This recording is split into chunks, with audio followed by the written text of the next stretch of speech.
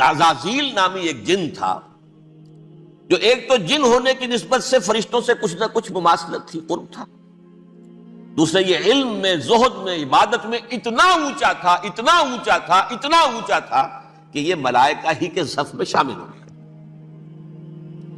اس نے علم بغاوت بلند کر دیا۔ جب حکم دیا گیا کہ سجدہ کرو آدم کو، اب یہ دیکھیے کس قدر یہ اہم مضمون ہے، اور آپ سوچ رہے ہیں یہ باتیں آج پہلی مرتبہ ہمیں اس طرح سنائی جا رہی ہیں، یہ باتیں تو علم میں آتی نہیں ہمارے۔ وجہ کیا ہے؟ آپ کو دلچسپی نہیں ان چیزوں سے۔ جدید تہذیب نے ان چیزوں کی اہمیت کو زیرو کر دیا۔ قرآن میں اہمیت کا کیا عالم ہے؟ 7 جگہ یہ مضمون قرآن میں آیا ہے۔ یہ فرشتوں کو ہم نے حکم دیا سجدہ کرو آدم کو، سب نے سجدہ کیا۔ فسجد الملائکۃ کلھم اجمعون، سارے کے سارے، کل کے کل، سب نے مل کر سجدہ کیا آدم کو، اللہ کے حکم سے فوراً تعمیل کر دی، الا ابلیس ابا واستکبر وکان من الکافرین۔ ابلیس نے نہیں کیا، انکار کیا، استکبار کیا، گھمنڈ کیا۔ اور اس کو سورہ کہف میں بیان کر دیا گیا، یہ اس لیے کہ وہ اصل میں جنات میں سے تھا، اگرچہ شامل تو تھا فرشتوں میں اس وقت۔ کانا من الجن ففسق عن امر ربہ، وہ اصل میں جنات میں سے تھا، اس وجہ سے وہ اپنے رب کے اس فیصلے کے خلاف کھڑا ہو گیا، سرکشی تھی اس میں۔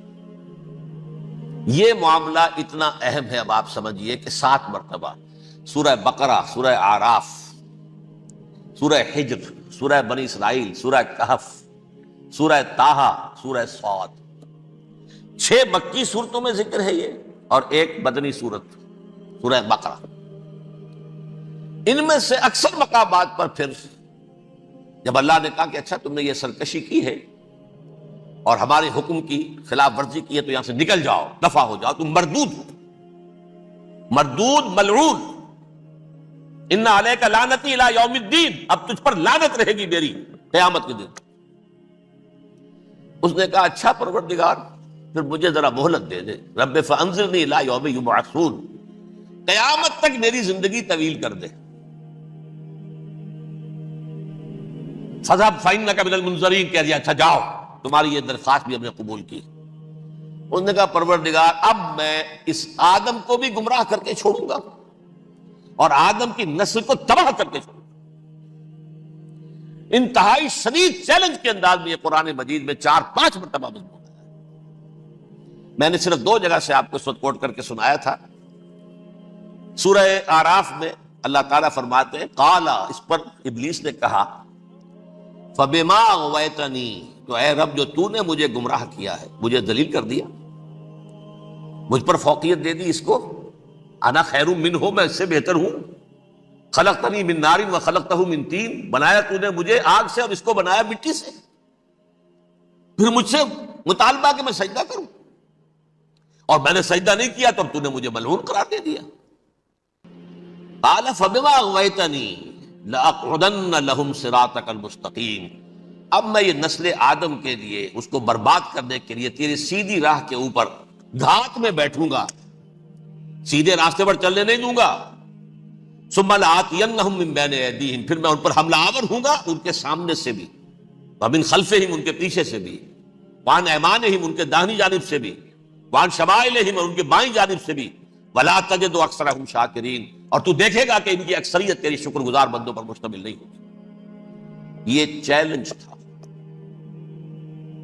اور ایک چھوٹا سا چیلنج جو سورہ صاد میں آیا ہے، اور یہاں تو اس نے اللہ کے جلال کی قسم کھا کر کہا قال فبعزتک لأغوینہم اجمعین، اے رب تیری عزت، تیرے جلال کی قسم ہے میں ان سب کو گمراہ کر کے چھوڑوں گا، الا عبادک منہم المخلصین، سوائے ان میں سے وہ کچھ لوگ جنہیں تو خالص اپنا بندہ بنا لے، جنہیں تو اپنا بندہ بنا لے، مخلص، مخلص نہیں، مخلص یہ مفعول ہے، فاعل نہیں ہے، جسے تو بنا لے۔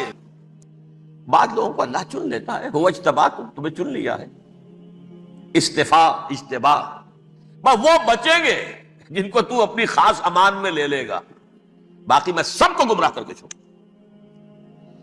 یہ ہے اصل دنیا میں نوع انسانی کا ابدی دشمن، ازلی سے ابدی تک۔ اور اس میں نوٹ کیجئے کہ اس کی اصل بنیاد کیا ہوئی؟ 2 لفظ، تکبر اور حسد۔ استکبرا، تکبر کیا، انا خیر منہ، میں اس سے بہتر ہوں. یہ ساری بس کی گانٹھ یہی ہے، سب سے بڑی گمراہی کی وجہ یہی ہے. اسی لیے کہا ہے حدیث میں لن يدخل الجنہ من کان فی قلبہ مثقال حبۃ من کبر، جنت میں ہرگز وہ شخص کبھی بھی داخل نہیں ہو سکے گا جس کے دل میں رائے کے دانے کے برابر بھی کبر ہے. تکبر سب سے بڑا جرم. الکبر ردائی، اللہ فرماتا ہے یہ تکبر، یہ تو میری چادر ہے. کوئی شخص تکبر کرتا ہے تو گویا میری چادر گھسیٹ رہا ہے میرے کندھے سے. عرب میں کسی شخص کی توہین کرنی ہوتی تھی تو اس کی چادر گھسیٹتے تھے، ننگا کر دیا گویا. یہ میری ردائی ہے، الکبر ردائی، یہ میری چادر ہے، یہ جامہ مجھے زیب دیتا ہے، مجھ پر راستہ تھا. اور حسد، آدم کو جو برتری عطا ہو گئی اس حسد کی آگ میں وہ جل رہا اور اس کا انتقام لینا چاہتا ہے. آدم سے بھی، آدم کو بھی گمراہ کیا، جنت سے نکلوایا. ایسے نکلنا تو انہیں تھا ہی مشیت اذن میں، لیکن فوری طور پر اللہ کے حکم کی خلاف ورزی تو کروائی نا. فعصى آدم ربہ فغوى، آدم نے اپنے رب کے حکم کی نافرمانی کی اور گمراہ ہوا عارضی طور پر. یہ دوسری بات ہے، توبہ کر لی، اللہ نے توبہ قبول فرما لی، معاف کر دیا. کوئی مستقل جو ہے وہ نسل انسانی پر اس گناہ کا اثر متوارث طور پر نہیں آ رہا ہے، ختم ہو چکا معاملہ، ہوا تھا ہو گیا. فتلقى آدم من ربہ کلمات فتاب علیہ انہ هو التواب الرحیم. اور توبہ کی شان یہ ہے جب وہ قبول ہو جائے اللہ کی جناب میں، کیا تائب من الذنب کمن لا ذنب له، گناہ سے توبہ کرنے والا ایسے ہوتا ہے جیسے اس نے کبھی گناہ کیا ہی نہیں تھا. لیکن بہرحال وہ گناہ کرنے میں کامیاب ہو گیا، حضرت آدم اور حوا کو بھی. اور نوع انسانی کی عظیم اکثریت، عظیم اکثریت، عظیم اکثریت اس کے داؤ میں آئی ہوئی ہے نہیں. کتنے ہیں وہ عباد اللہ المخلصین، الا عبادک منہم المخلصین، کتنے جو واقعتاً خالصتاً اللہ کے بندے بن گئے، جنہیں اللہ نے اپنا بنا لیا، اپنا قرار دے دیا.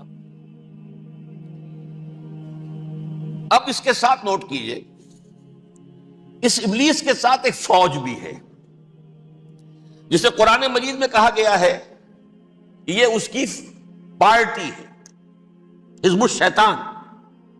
یہ اکیلا نہیں ہے، ایک تو وہ عزازیل ہے، اس کی طویل ترین عمر اللہ نے دے دی، وہ تو قیامت تک رہے گا. باقی بھی جنات جو ہیں ان کی نسل میں سے، یا اس کی نوع میں سے، اس کی نسل میں سے، جنات کی عمریں انسانوں کی عمروں سے زیادہ ہیں، بہت زیادہ ہیں، لیکن پھر بھی اتنی نہیں ہے. یہ خاص ہے اس کا معاملہ کہ اس نے کہا تھا رب انظرنی الی یوم یبعثون، مجھے دے دے مہلت اس وقت تک تاکہ میں ثابت کر کے دکھا دوں کہ جسے تو نے یہ خلافت دیا یہ اس کا اہل نہیں ہے. Let me prove this point. ولا تجد اکثرهم شاکرین، تو ان کی اکثریت کو شکر گزار نہیں پائے گا. وہ ابلیس جو ہے وہ ریکروٹ کرتا ہے اپنے فوجی، اول تو خود جنات میں سے جو اس کے نمبر 1 لشکری ہے. قرآن مجید میں اس کا اشارہ دیا گیا ہے انہو یراکم ہوا وقبیلہ من حیث لا ترونہم. دیکھو لوگو، اے انسانوں، وہ ابلیس لعین عزازیل اور جو اس کی قبیلے کے لوگ ہیں، جنات ہیں، وہ تمہیں وہاں سے دیکھتے ہیں اور تاکتے ہیں اور حملہ کرتے ہیں جہاں سے تم انہیں نہیں دیکھتے. وہ غیر مرئی ہیں، انویزیبل ہیں، تمہیں نظر نہیں آتے. ویزیبل دشمن کا وار تو روک لو گے، انویزیبل کا کیسے روکو گے؟ انہو یراکم ہوا وقبیلہ، اکیلا ہی نہیں ہے وہ تو تمہیں تاکتا ہے، تم پر حملہ کرتا ہے، گھات میں لگ کر جو ہے تمہارے اوپر حملہ کرتا ہے، وہ بھی اور اس کے ساتھ اس کے قبیلے کے لوگ جنات بھی، من حیث لا ترونہم، جہاں سے کہ تم انہیں نہیں دیکھتے. لیکن اس کے علاوہ وہ انسانوں میں سے بھی ریکریوٹ، رنگ روٹ وہ برپا کر، وہ جو ہے ان کو اپنے پاس رکھتا ہے فوج کے اندر. جس کی سب سے بڑی مثال کیا ہے؟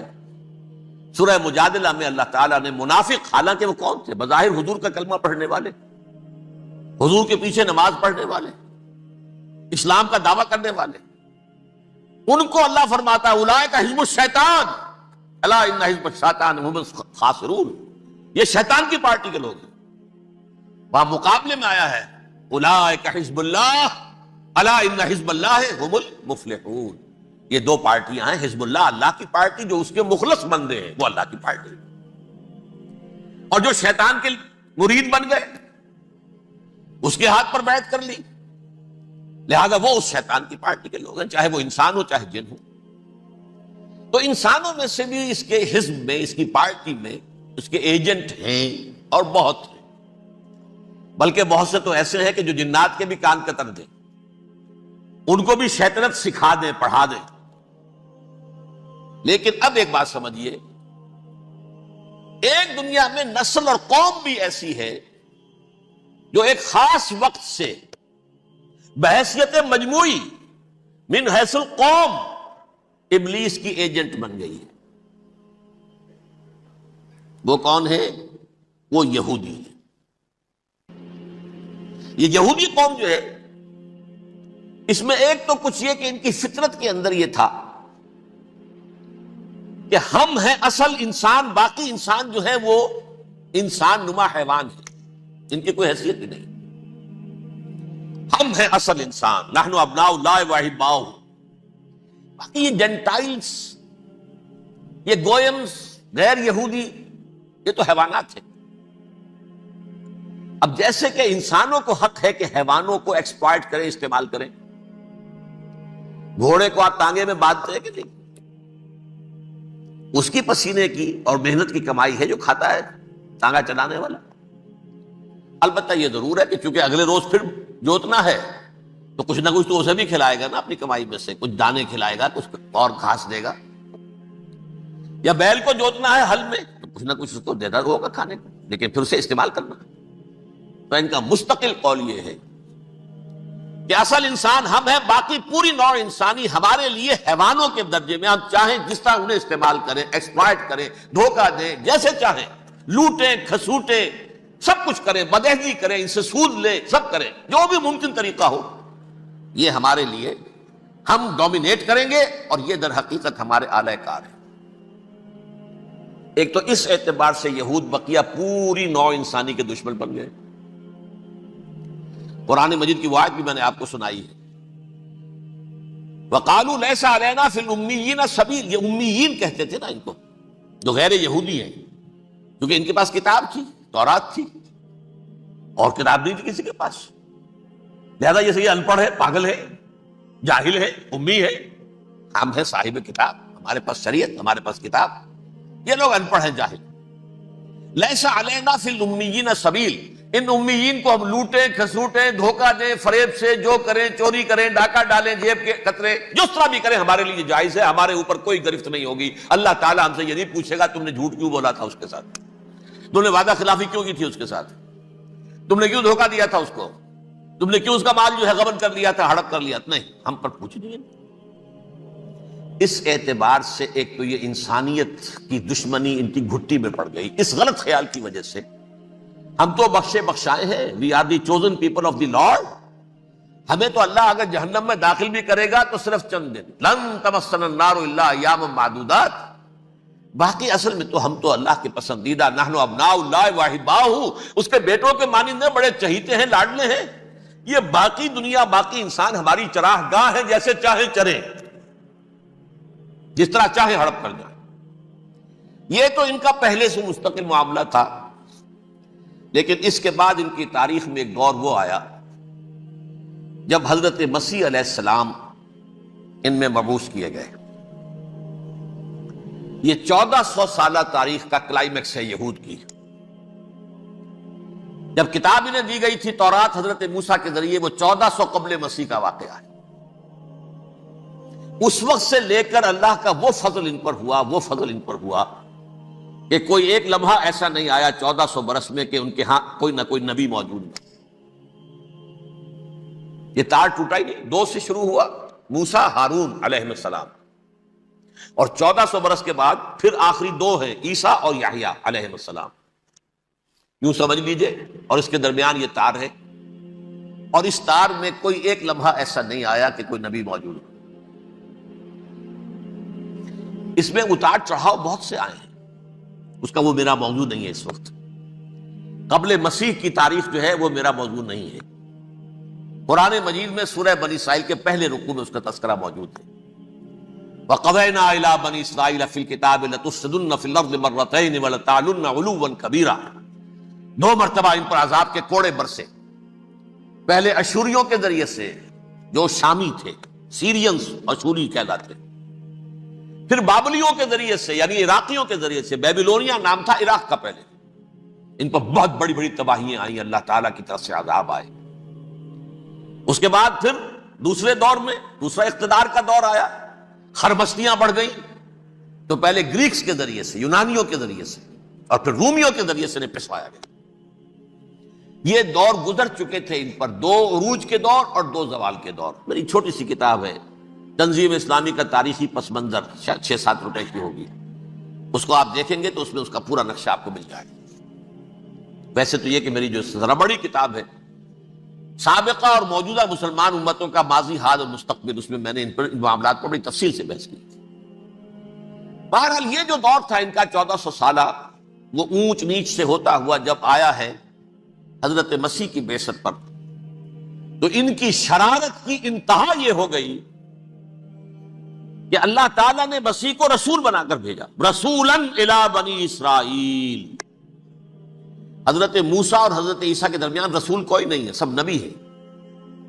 حضرت موسیٰ رسول تھے اور حضرت عیسیٰ رسول ہیں، درمیان میں داؤد ہو، سلیمان ہو، یشعیاہ ہو، زکریا ہو، یہ سب نبی ہیں، یحییٰ نبی ہیں، رسول نہیں ہے۔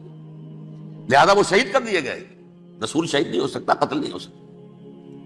لیکن عیسیٰ اور موسیٰ کے درمیان 1400 برس ان کے جو ہیں، اس کا کلائمیکس ہے حضرت مسیح علیہ السلام کی بعثت، اور حضرت مسیح علیہ السلام کو جسے اللہ نے اپنی روح قرار دیا، روح منہ، کلمتہ القاہا الی مریم، اللہ کا کلمہ، عظیم ترین معجزات۔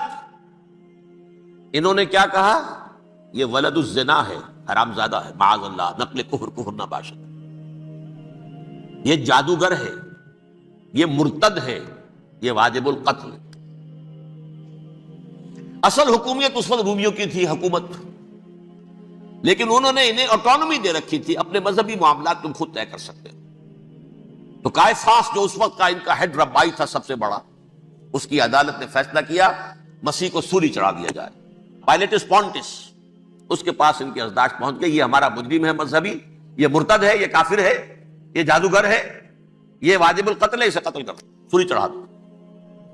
خیر وہ لمبی بات ہو جائے گی، اس نے تو اپنے ہاتھ دھوئے کہ صاحب ہمارے پاس کوئی جرم نہیں ہے اس کے خلاف، تم کہتے ہو تو ٹھیک ہے سولی چڑھا دیتے۔ یہ دوسری بات ہے کہ اللہ نے حضرت مسیح کو اٹھا لیا آسمان پر، ان کی جگہ وہ شخص سولی چڑھا جس نے غداری کر کے گرفتار کروایا تھا، جوڈاس اسکریوٹ، اس کی شکل اللہ نے بدل دی حضرت مسیح کی سی، اور حضرت مسیح کو فرشتے اٹھا کے اوپر لے گئے، وہ زندہ آسمان پر اٹھا لیے گئے۔ اور یہ ساری تفاصیل نہ قرآن میں ہے نہ حدیث میں ہے، یہ انجیل میں ہے، لیکن انجیل کون سی؟ برنباس کی انجیل، gospel of the lord according to Saint Barnabas. یہ حواریین مسیح میں سے تھے، لیکن عیسائی ان کو تسلیم نہیں کرتے، ان کی بائبل کو صحیح نہیں مانتے، کینونیکل نہیں مانتے۔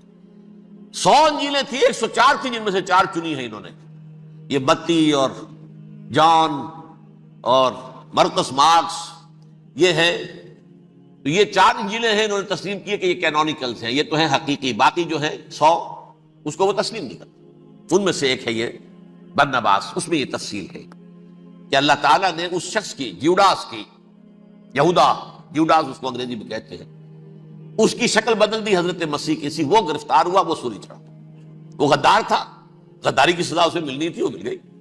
حضرت مسیح کو فرشتے 4 اٹھ رہے ہیں، جس کوٹڑی میں حضرت مسیح مقیم تھے، ایک باغ کے اندر روپوش تھے، اس کی چھت پھٹی ہے، 4 فرشتے آئے ہیں، حضرت مسیح کو اٹھا کر لے گئے ہیں، چھت برابر ہو گئی ہے، اس کے بعد وہ شخص پکڑا گیا۔ بہرحال حضرت مسیح کو اللہ نے اٹھا لیا آسمان۔ لیکن وہ دن ہے کہ اس قوم کو اب مغضوب علیہم قرار دے دیا گیا۔ نوٹ کر لیجئے، اصل میں تو ہونا یہ چاہیے تھا کہ رسول کی جان کے درپے جب کوئی امت ہو جاتی تھی تو اللہ کا قاعدہ یہ تھا کہ اس امت کو نسیہ منسیہ کر دیا جائے۔ حضرت نوح کی قوم کو ختم کیا یا نہیں؟ حضرت ہود کی نگاہوں کے سامنے قوم عاد برباد کی گئی یا نہیں؟ حضرت صالح کی نگاہوں کے سامنے قوم سمود برباد ہوئی، یہ اللہ کا قاعدہ رہا۔ سدوم اور عمورہ کی بستیاں حضرت لوط علیہ السلام جہاں بھیجے گئے، مدین کا علاقہ جہاں حضرت شعیب بھیجے گئے، آل فرعون جن کی طرف موسیٰ کو بھیجا گیا، سب ہلاک کر دیے گئے۔ کیونکہ رسولوں کے بارے میں اللہ کا عذاب، نبیوں کے بارے میں یہ بات نہیں ہے۔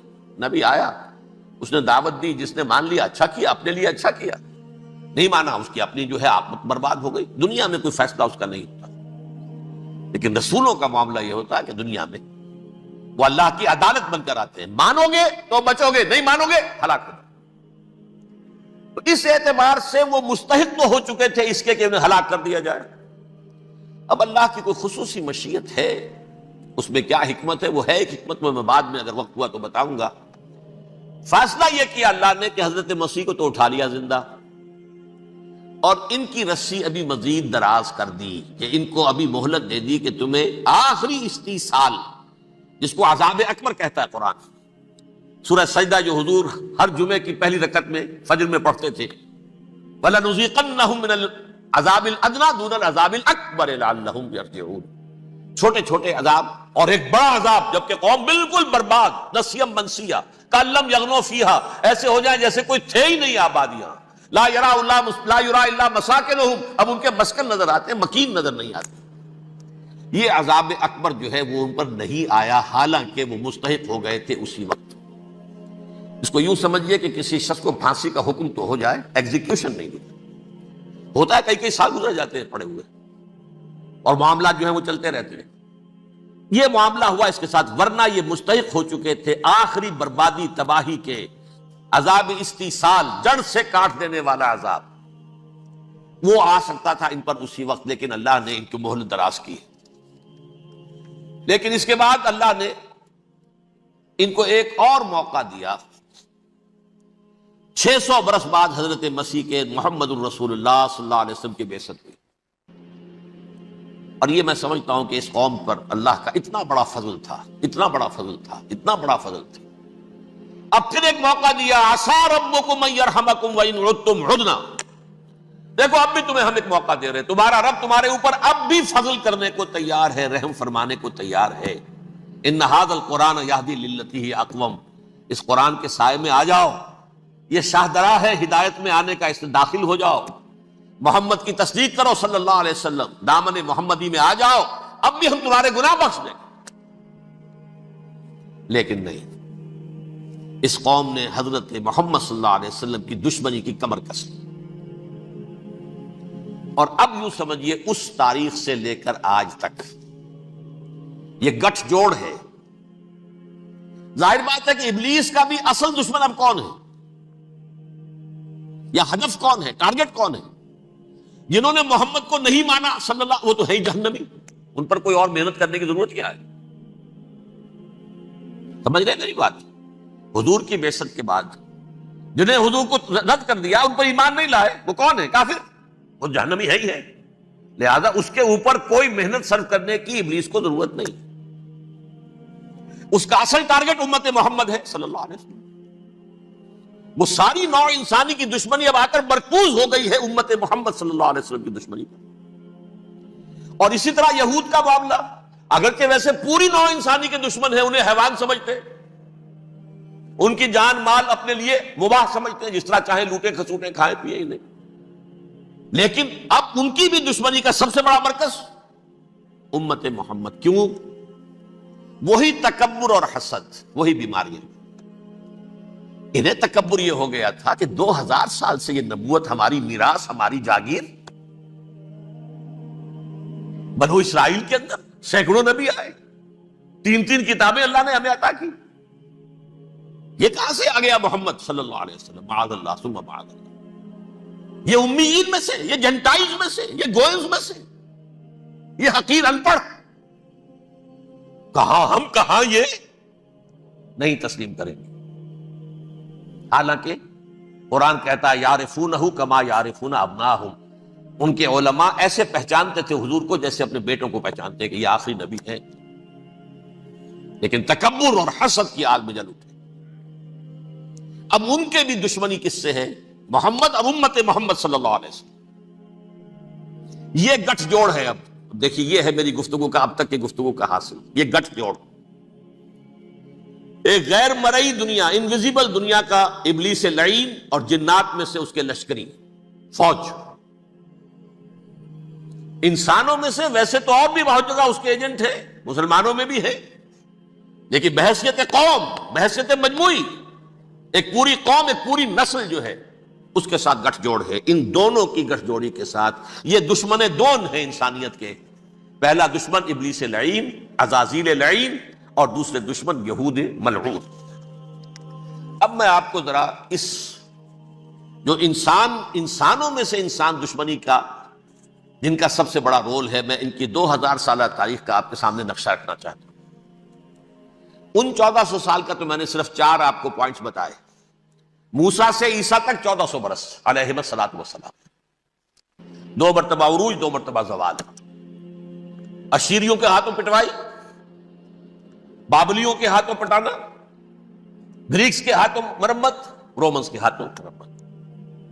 یہ جو 2000 سال ہیں، کیونکہ اب تو ظاہر بات ہے 21ویں صدی شروع ہو گئی، 20 صدیاں حضرت مسیح کو پوری ہو گئی۔ پہلی بات نوٹ کیجئے، حضرت مسیح کی پیدائش ہے سن 1 قبل مسیح۔ یہ نکتہ آپ نے کبھی سنا ہے یا نہیں؟ جب ملینیم کا سلسلہ شروع ہوا تھا پچھلے سال تو میں نے بیان کر دیا تھا کہ ایک عجیب حساب کے اندر انہوں نے غلطی کی ہوئی ہے۔ حضرت مسیح کی پیدائش ہوئی 25 دسمبر کو، سن انہوں نے شروع کر دیا، اس کے بعد جنوری آئی تو پہلا سال شروع ہو گیا۔ اگر جنوری سے پہلا سال شروع ہوا تو یہ 6 دن جو ہے تو اس کے پچھلے سال میں تھے، لہذا کہا جائے گا کہ Jesus Christ was born 1 year before Christ، BC۔ تو 1 قبل مسیح میں حضرت مسیح کی پیدائش ہوئی۔ یہ آخری اسرائیلی نبی اور رسول۔ یہودی علماء کی مخالفت، دشمنی، سولی پر چڑھوا دینا میں بیان کر چکا ہوں۔ سن 33 عیسوی میں جبکہ حضرت مسیح کی عمر 33 برس تھی، اللہ تعالیٰ نے انہیں زندہ آسمان پر اٹھا لیا، لیکن یہودیوں نے اپنے خیال کے مطابق انہیں سولی پر چڑھوا دیا، ان کی موت واقع ہوئی۔ اگرچہ اس کے بعد یہ اختلاف ہے ان میں، یہودی کہتے ہیں وہ سولی پر چڑھ گیا، ختم ہوا، مر گیا، عیسائی کہتے ہیں نہیں، انتقال ہوا ہے مسیح کا صلیب پر، لیکن پھر وہ دوبارہ زندہ ہو گئے ہیں۔ ان کی لاش ایک غار میں رکھ دی گئی تھی، وہاں ریزریکشن ہو گیا، ان کا باعث بعد الموت وہی ہو گیا، اور پھر انہیں اللہ نے زندہ آسمان پر اٹھا لیا۔ تو ہمارے اور عیسائیوں کے درمیان نوٹ کر لیجئے، یہ چیز مشترک ہے کہ حضرت مسیح آسمان پر زندہ اٹھائے گئے۔ فرق کیا ہے؟ وہ سمجھتے ہیں کہ سولی دیے گئے، سولی پر مرے، پھر زندہ ہوئے، پھر گئے۔ ہم سمجھتے ہیں کہ نہیں، وما صلبوہ وما قتلوہ، انہوں نے نہ صلیب دے سکے انہیں اور نہ انہیں قتل کر سکے، بل رفع اللہ الیہ، اللہ نے اٹھا لیا۔ پھر ہمارا اور یہ اس کا عیسائیوں کا ایک اور اتفاق ہے، سیکنڈ کمنگ آف جیسس، حضرت مسیح دوبارہ آئیں گے، یہ عیسائیوں کا بھی عقیدہ ہے اور ہمارا بھی۔ بہرحال تو جیسا کہ میں نے عرض کیا کہ اس وقت یہ عذاب استیصال، عذاب اکبر کے مستحق ہو چکے تھے، لیکن اللہ نے ان کی مدت دراز کی ہے، لیکن ان پر دنیاوی عذاب کا ایک کوڑا جو ہے اللہ تعالیٰ کی طرف سے اسی وقت برسا۔ دنیاوی عذاب دنیا میں رہتے ہوئے ختم نہیں کیا۔ 37 برس بعد حضرت مسیح کے رفع سماوی کے 37 برس بعد سن 70 میں یہودیوں نے بغاوت کی رومیوں کے خلاف۔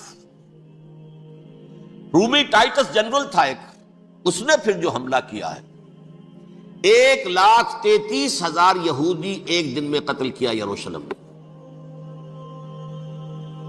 اور ہیکل سلیمانی گرا دیا۔ وہ ہیکل پہلے بھی گرا تھا، پہلے 1400 سال کے دوران میں بھی نبوکدنضر نے گرایا تھا، لیکن پھر اس کے 150 سال بعد انہوں نے دوبارہ بنا لیا تھا، اس لیے وہ اسے سیکنڈ ٹیمپل کہتے ہیں۔ پہلا ٹیمپل جو حضرت سلیمان نے بنایا تھا، نبوکدنضر نے گرا دیا 587 قبل مسیح میں، پھر دوبارہ انہوں نے 150 سال کے بعد بنا لیا۔ وہ اس تاریخ کا حصہ ہے، میں نے جس کے بارے میں آپ کو تفصیل نہیں بتائی۔ اس میں یہ ہوا سن 70 میں وہ گرا دیا گیا، وہ آج تک گرا پڑا ہوا ہے۔ نمبر 2 یہ کہہ دیا گیا کہ یہودیوں اس ارض فلسطین سے نکل جاؤ، تم یہاں نہیں رہ سکتے اب۔ لہذا جس کا جہاں سینگ سمایا چلا گیا، یورپ میں چلے گئے، ایشیا میں آ گئے، عرب میں آ گئے، یہ 3 قبیلے جو رات بھی میں نے عرض کیا تھا، بنو قینقاع، بنو نذیر اور بنو قریظہ، یہ وہاں سے آ کے مدینے میں آباد ہو گئے، جس کا جہاں سینگ سمایا۔ افریقہ میں، ہندوستان میں، جہاں چلے گئے ڈایاسپورا اسے کہتے ہیں، وہ آپ نوٹ کر دیجئے اس لفظ کو، ڈایاسپورا، ہمارا دور انتشار، جبکہ ہمیں ہماری اصل سرزمین تو فلسطین ہے، حضرت ابراہیم کا مسکن، حضرت اسحاق حضرت یعقوب کا مسکن فلسطین، یہ ہے ہماری اصل جاگیر، یہ تو ہماری جدی پشتی جاگیر ہے، لیکن یہاں سے نکال دیے گئے سن 70 عیسوی میں، اور وہاں سے لے کے 1917 تک ان کا ڈایاسپورا جاری رہا۔ یہ دور انتشار ہے۔ اس دور انتشار کے اب چند حصے ہیں جس کو میں چاہتا ہوں کہ آپ علیحدہ علیحدہ سمجھ لیں۔ دور انتشار کا جو پہلا جو ہے تقریباً 300 برس، رومی حکمران تھے، وہ یہودیوں کے بھی دشمن تھے اور عیسائیوں کے بھی دشمن تھے، عیسائی اور یہودی ایک دوسرے کے بھی دشمن تھے، لیکن رومی سمجھتے تھے کہ یہ ایک ہی تھیلی کے چٹے بٹے ہیں۔ رومیوں کے نزدیک عیسائی بھی یہودیوں ہی کا ایک فرقہ تھے، کوئی علیحدہ مذہب تو تھا ہی نہیں، لہذا رومی جو ہیں رومنز، وہ ان دونوں کو ستاتے تھے، مارتے تھے، اور یہ آپس میں لڑتے تھے، یہودی عیسائیوں کو مارتے تھے، عیسائی یہودیوں کو مارتے تھے۔ یہ ہے 300 برس تک کی تاریخ۔ سن 300 عیسوی میں کیا ہوا؟ ایک معجزہ ہو گیا۔ بہت عظیم ایمپرر کانسٹینٹائن، قسطنطین اعظم، رومن ایمپررز میں سے بہت بڑا ایمپرر، وہ عیسائی ہو گئے۔ اب تو معاملہ بالکل تلپٹ ہو گیا، پوری سلطنت عیسائی ہو گئی۔ اب عیسائیوں کے عیش ہو گئے اور یہودیوں پہ مار پڑنی شروع ہوئی۔ اب عیسائیوں کا آپ خود سوچئے کہ جنہیں وہ خدا بنا بیٹھے ہیں، خدا کا بیٹا قرار دے رہے ہیں، ان کے قاتل کون؟ یہودی بدماش۔ لہذا ان کی وہ پٹائی شروع ہوئی ہے یورپ میں، پوری رومن امپائر میں، انہیں ذلیل کیا گیا، شہروں میں آمد بند، علیحدہ رہو، گھیٹوز کے اندر رہو۔ یہودی کا نام جو ہے وہ گالی بن گیا، جیسے آج بھی یہودی گالی کہتے ہیں، جیسے خنزیر کا لفظ، آخر وہ بھی اللہ کی مخلوق ہے، لیکن آپ کو معلوم ہے کوئی شخص زبان پہ نام نہیں لانا چاہتا خنزیر کا، سور کا، ہے تو مخلوق، وہ بھی ایک حیوان ہے۔ ایسے ہی یہ ہے یہودی گالی، جیوٹ گالی۔ لہذا ایک طرف تو ان دونوں کے درمیان دشمنی، جس کو قرآن کہتا ہے وَأَغْرَيْنَا بَيْنَهُمُ الْعَدَاوَةَ وَالْبَغْضَاءَ، ہم نے ان کے مابین دشمنی جو ہے پیدا کر دی، اور جب یہ پوری سلطنت عیسائی ہو گئی تو قافیہ تنگ ہو گیا یہودی